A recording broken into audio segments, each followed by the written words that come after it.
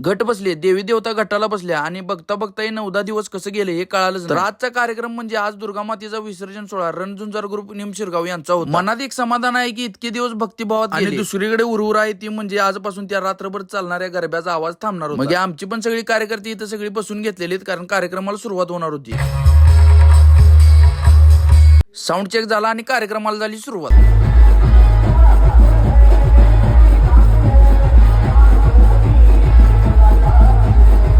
मग थोड्या वेळानंतर मिरवणूक त्यांच्या मेन चौकात आली आणि मेन चौकात आल्यावर महिलांनी गरब्यावर ठेका धरला.